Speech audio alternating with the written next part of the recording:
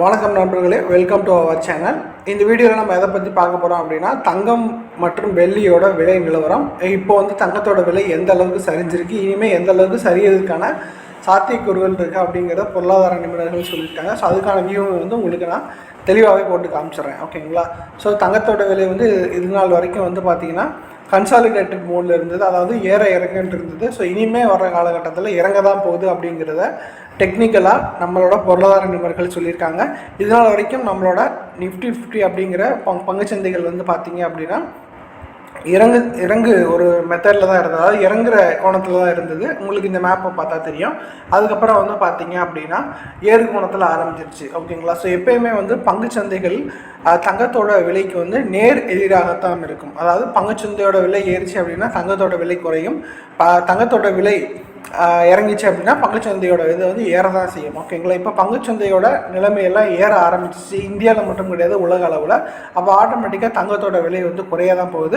அதை உங்களுக்கு நான் இப்போ காட்டுறேன். ஸோ டெக்னிக்கலாக பார்க்குறவங்களுக்கு புரியாது. இப்போ என்ன அப்படின்னா, தங்கத்தோட விலை வந்து உங்களுக்கு கிராஃப் வந்து மேலேருந்து கீழே வந்த மாதிரி தெரியுதுங்களா? ஸோ இந்த மாதிரி தான் தெரியும்.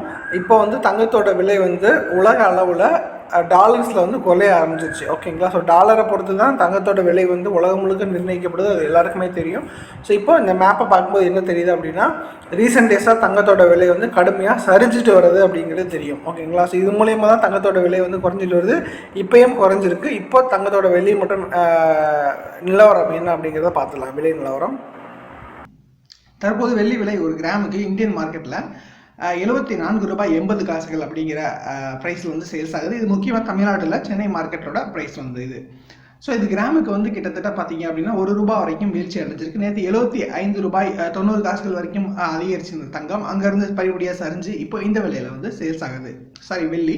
ஸோ இதில் வெள்ளியோட விலை ஒரு கிலோவுக்கு பார்த்தீங்க அப்படின்னா 1000 ரூபாய் வரைக்கும் சரிஞ்சு 74,800 அப்படிங்கிற விலையில் சேல்ஸ் ஆகுது.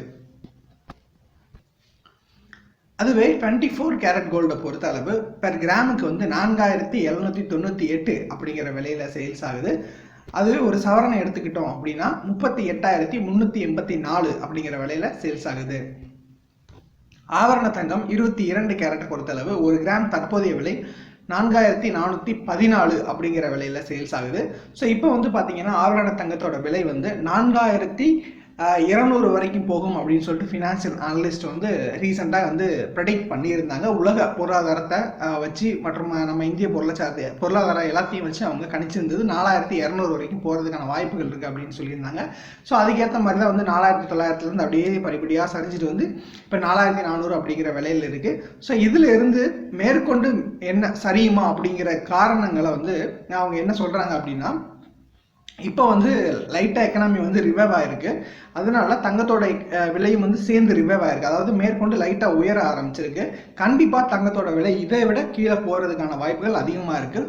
ஒரு கிராம் வந்து 4000 ரூபாய் வரைக்கும் வர்றதுக்கான வாய்ப்புகள் இருக்குது அப்படின்னு சொல்லியிருக்காங்க. அதாவது அடுத்த 1-2 மாதங்களில் ஒரு பொருளாதாரம் அதிகமாக எழுச்சி அடைய ஆரம்பிக்கும் பொழுது 4000 ரூபாய் வரைக்கும் வர்றதுக்கான வாய்ப்புகள் இருக்குது அப்படின்னு சொல்லியிருக்காங்க. ஸோ அந்த விதத்தில் பார்க்கும்பொழுது சவரன் வந்து இப்போதைக்கு 35,312 ரூபா வித்துக்கிட்டு இருக்கிறது. அந்த டைமில் வந்து 32,000 ரூபாய் வரைக்கும் வர்றதுக்கான வாய்ப்புகள் அதிகமாக இருக்குது அப்படின்னு சொல்லியிருக்காங்க. ஸோ இப்போ வந்து நீங்கள் தங்கத்தை வாங்கலாமா அப்படின்னு கேட்டிங்க அப்படின்னா தாராளமாக ஒரு பெரிய சரிவிலையும் நீங்கள் ஒரு பெரிய முதலீடு வந்து செய்யலாம், ஓகேங்களா? சும்மா பவுனுக்கு வந்து 20-30 இறங்கும் போது நீங்கள் எதுவும் பண்ணாமல் ஒரு பவுனுக்கு கிட்டத்தட்ட ஒரு 500-1000 அப்படி இறங்கும் பொழுது உங்களோட முதலீட்டை செஞ்சீங்க அப்படின்னா கண்டிப்பாக ஒரு 6 மந்த்துக்கு அப்புறம் அது பெரிய ஒரு ரிட்டர்னாக வந்து நிற்கும்.